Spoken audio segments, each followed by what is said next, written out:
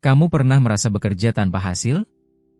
Mungkin kamu sedang terjebak dalam shallow work yang hanya mengisi waktu, bukan menghasilkan nilai. Bab 1. Apa itu deep work? Deep work adalah jenis kerja yang fokus penuh pada tugas yang memerlukan konsentrasi tinggi, tanpa gangguan. Ini bukan sekadar kerja keras, tapi cara kerja yang mengoptimalkan otak kita untuk menghasilkan karya berkualitas.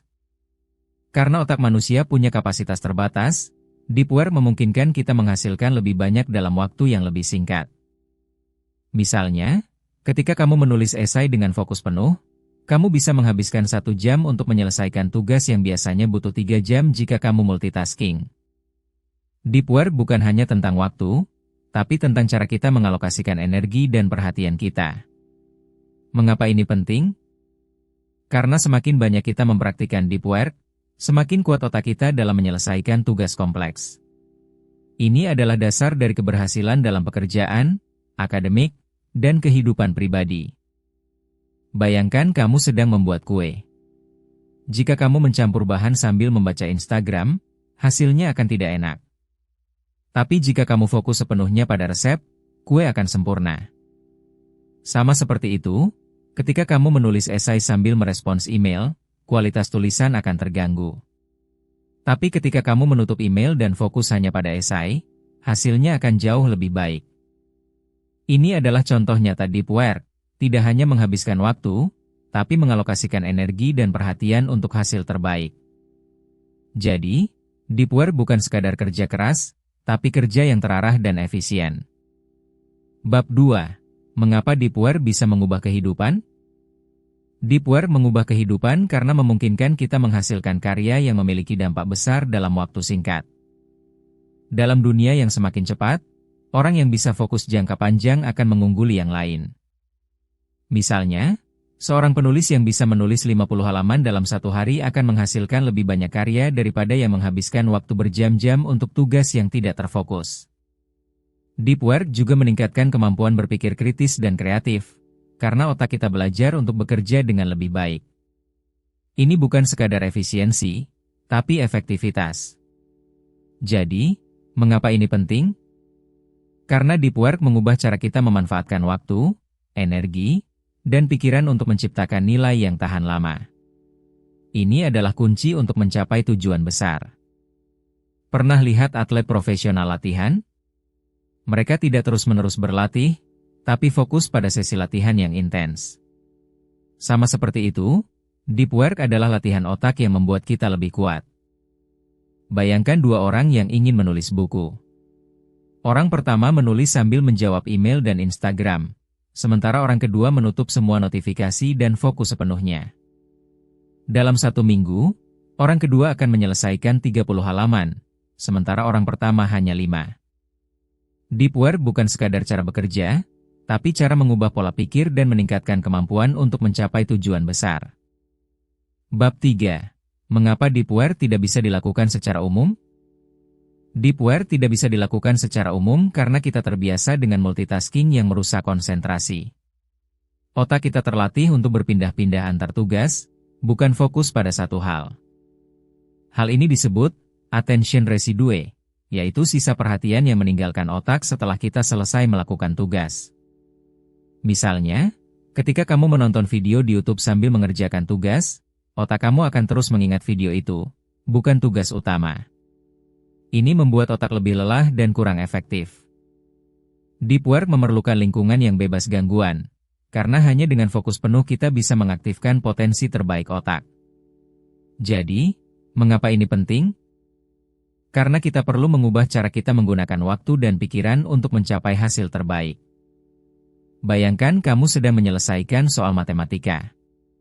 Jika kamu berhenti sejenak untuk melihat Instagram, otak kamu akan teralihkan. Saat kamu kembali ke soal, kamu akan kehilangan fokus dan memerlukan lebih banyak waktu.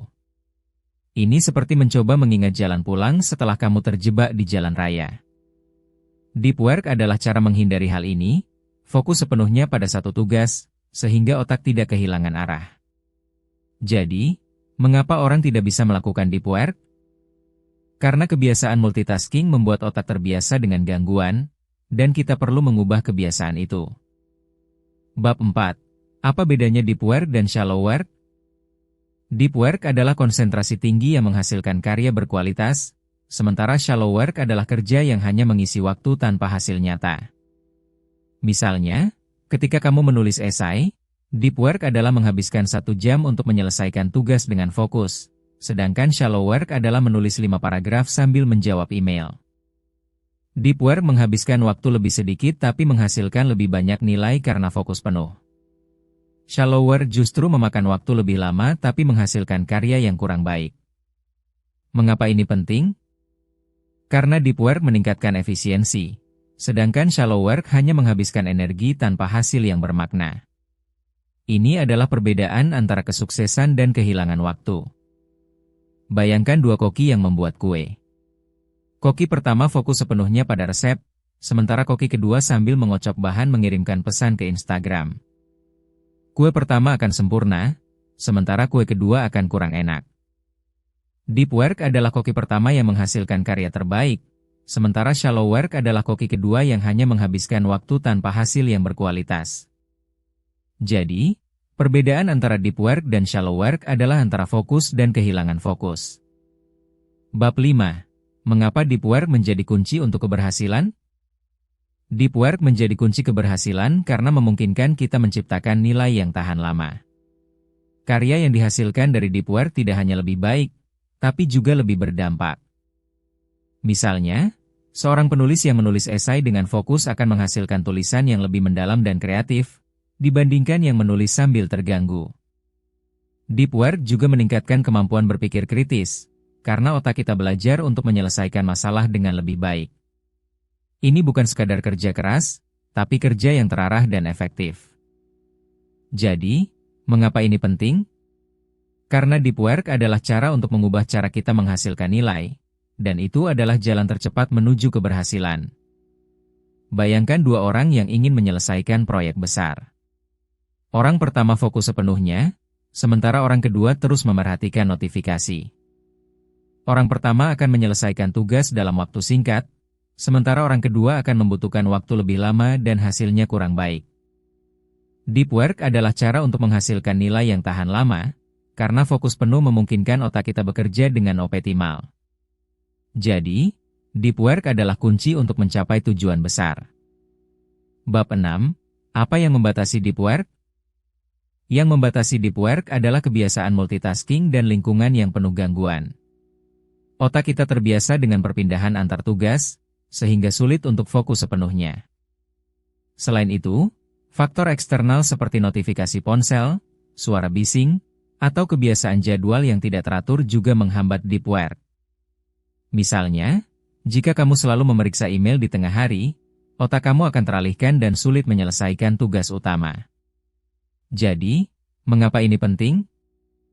Karena kita perlu mengubah lingkungan dan kebiasaan untuk menciptakan kondisi yang mendukung deep work. Ini adalah langkah awal menuju keberhasilan. Bayangkan kamu sedang belajar untuk ujian. Jika kamu terus memeriksa ponsel, otak kamu akan teralihkan dan sulit mengingat materi. Sama seperti itu, deep work terhambat oleh kebiasaan multitasking. Jadi, untuk melakukan deep work, kita perlu mengubah lingkungan dan kebiasaan agar tidak terganggu. Ini adalah langkah awal untuk meningkatkan kemampuan fokus. Bab 7. Bagaimana membangun kebiasaan deep work? Untuk membangun kebiasaan deep work, kita perlu mengatur waktu dan lingkungan yang mendukung fokus. Contohnya, menetapkan waktu khusus dalam hari untuk deep work, seperti 1 jam di pagi hari, dan memastikan lingkungan bebas gangguan. Selain itu, kita perlu mengurangi kebiasaan multitasking dengan menutup notifikasi ponsel atau mengaktifkan mode pesan. Jadi, mengapa ini penting? Karena kebiasaan adalah kunci untuk menciptakan kebiasaan deep work. Dengan mengatur waktu dan lingkungan, kita bisa melatih otak untuk fokus sepenuhnya dan meningkatkan kemampuan berpikir kritis. Bayangkan kamu ingin menulis esai. Jika kamu menetapkan waktu khusus di pagi hari dan menutup semua notifikasi, kamu akan lebih mudah fokus. Sama seperti itu, membangun kebiasaan deep work memerlukan disiplin dan lingkungan yang mendukung. Jadi, langkah pertama adalah menetapkan waktu dan memastikan lingkungan bebas gangguan. Bab 8. Bagaimana membangun kebiasaan deep work? Lanjutan. Untuk membangun kebiasaan deep work, kita perlu mengatur jadwal harian dan menetapkan tujuan yang jelas. Misalnya, menetapkan waktu khusus dalam hari untuk deep work, seperti 1 jam di pagi hari, dan menetapkan tujuan yang spesifik seperti menyelesaikan 1 bab dari buku. Selain itu, kita perlu memantau progres dengan mencatat hasil setiap hari. Jadi, mengapa ini penting? Karena kebiasaan yang terencana dan terukur akan lebih mudah dipertahankan. Dengan mengatur waktu dan tujuan, kita bisa melatih otak untuk fokus dan meningkatkan efisiensi kerja. Bayangkan kamu ingin menyelesaikan buku dalam 1 bulan. Jika kamu menetapkan waktu khusus setiap hari dan mencatat progres setiap akhir minggu, kamu akan lebih mudah mencapai tujuan. Sama seperti itu, membangun kebiasaan deep work memerlukan jadwal dan monitoring. Jadi, langkah selanjutnya adalah menetapkan tujuan dan memantau progres. Kutipan dari buku ini, tentang apa itu deep work? Tentang apa itu deep work?